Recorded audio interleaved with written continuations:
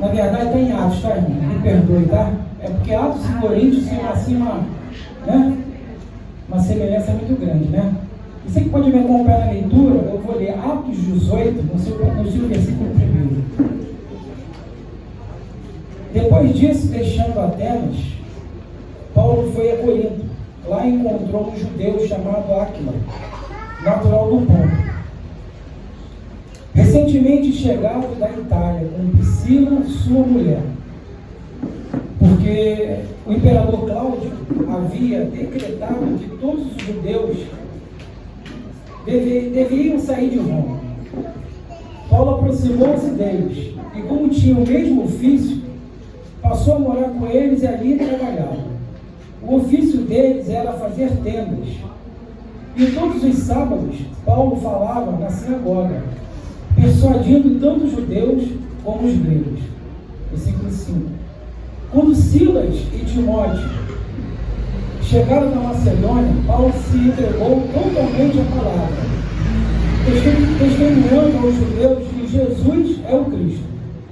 Como eles o puseram e blasfemaram, Paulo sacudiu as roupas e disse-lhes: que o sangue de vocês caia sobre a cabeça de vocês. Eu estou limpo dele, e a partir de agora vou para os gentios. Saindo dali, entrou na casa de um homem chamado Tício Justo, que era temente a Deus. A casa dele ficava ao lado da sinagoga. Cristo, o chefe da sinagoga, creu no Senhor com toda a sua casa. Também muitos dos coríntios ouviram, creram e foram batizados. Versículo 9. Certa noite,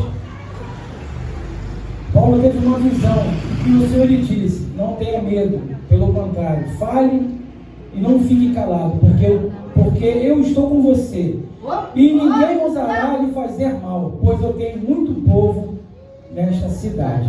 Assim Paulo permaneceu em Corinto 1 ano e 6 meses, ensinando entre eles a palavra de Deus. Glorioso Deus, eterno Pai, Pai querido, Pai amado, Pai, em nome de Jesus, Pai. Pai, quero te agradecer pela oportunidade, Pai.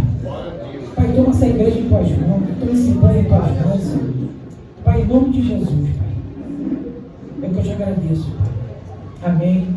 E graças a Deus. Pode se assentar aí, igreja. Aleluia.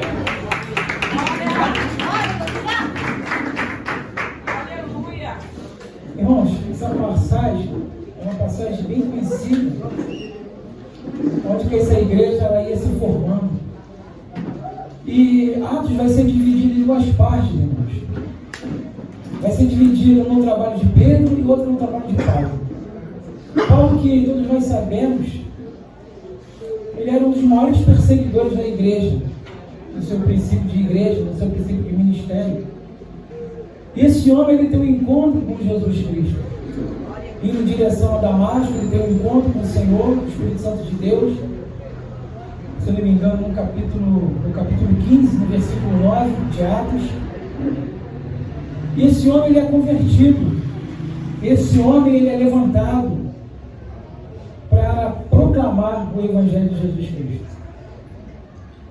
E agora a palavra vai nos dizer que em Atos, capítulo 18, agora esse homem, ele está deixando Atenas e indo em direção à cidade de Corinto. Uma cidade que, depois da morte de Estevão, a igreja se dispersou de uma tal forma que alguns judeus chegaram dessa cidade de Corinto.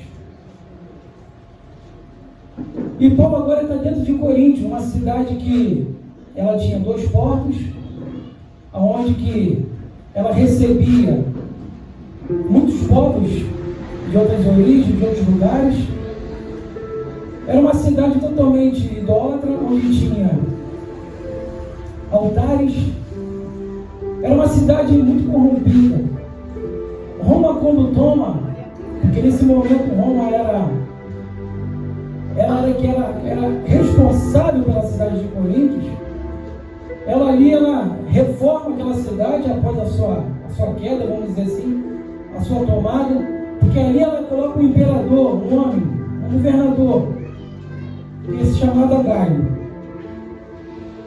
Porém, quando Paulo chega nessa cidade, ele encontra o quê? Ele encontra ele encontra o Áquila e a sua esposa Priscila, que ao mesmo tempo vai estender a casa, vai estender ao trabalho, o trabalho de evangelismo naquela cidade.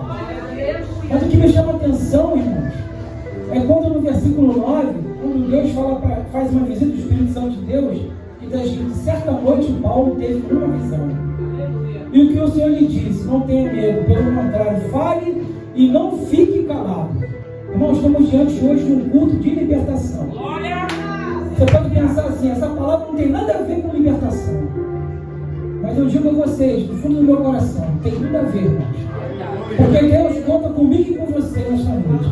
De repente você entrou por essas portas para buscar uma libertação para você. Ou até mesmo para aquele que está em casa agora. Ou aquele que está no botequim. Ou aquele mesmo que está lá num ponto de drogas. Porém, quando Paulo chega a essa cidade, alguns judeus ali que estavam presentes não quiseram receber a palavra de Jesus. Não quiseram receber o Evangelho. Só que o Espírito Santo de Deus visitou Paulo e falou: Paulo, eu conto com você. Não tenha medo.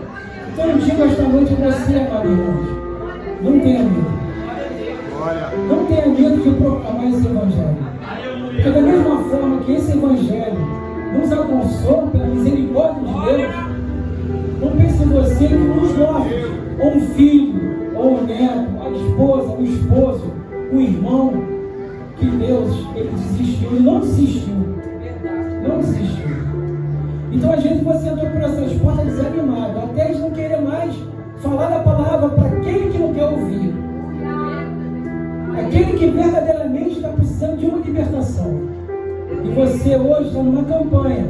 E que você continue a perseverar nessa campanha. Que você não desista dessa campanha. Porque o Espírito Santo de Deus, ele conta comigo e com você. Amém? Peço perdão aos irmãos, porque não é fácil chegar no altar. Não é fácil, irmãos.